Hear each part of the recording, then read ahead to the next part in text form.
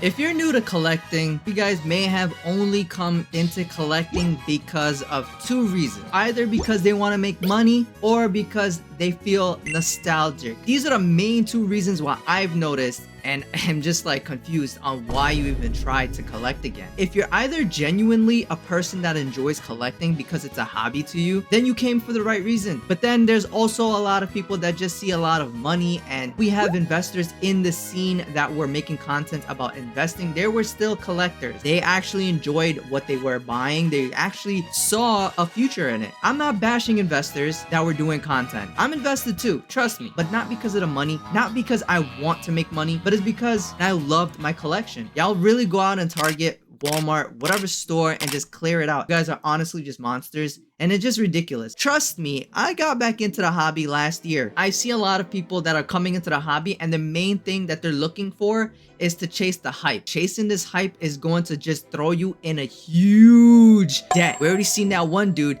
That one dude has a $20-something thousand debt, bought into Pokemon, and then he ended up having to divorce. Today, I just want to talk about what I'm seeing, what I'm noticing, and the things that I was doing when I got back into it. So I started buying in things that were still cheap, but immediately started rising in prices. I bought what I liked. I bought what I knew looked cool. So when I jumped into the scene, we still had booster boxes of Brilliant Stars, Silver Tempest, Lost Origin. We had collection boxes on Pokemon Center's websites. There was a lot to just buy. They were just ETBs all over the place. I was there when things were available. The lines are insane. 4 million plus people, 1 million plus people botting. Oh man, it's just a cash grab today. In my opinion, we're starting to see certain things flatline.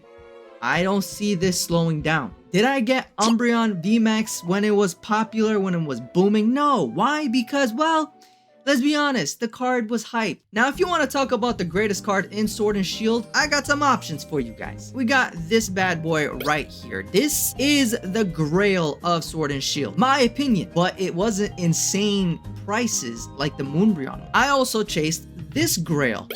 My Grail, the Rayquaza VMAX alternate art. And I love Zinnia, so I had to make sure I got the V. I got the one from the trainer gallery. Bro, these are my grails, okay? People didn't respect the fact that I was going after what I like. I also got the Gengar. You may be thinking like today, these cards are insanely overpriced. Bro, this card was my grail too. I love XD001, and you go back in my videos, I'll tell you XD001 was my favorite. Okay, and this card reminded me so much of Shadow Lugia. So I had to get those. When I was showcasing these cards in my videos, and I was like, oh, you know, I got Evolving Skies booster boxes, I got my grails, I got what I like from the Sword and Shield era. People were, you know, talking about the fact that I didn't have Moonbreon. That started to bother me, but I didn't let it bother me too much. I just commented back. I told people like, yo, bro, I think that card is overhyped. I'm good. I am happy. It got until not too long ago. I got myself my Umbreon. I graded it. It came back a 9. Was I happy? No.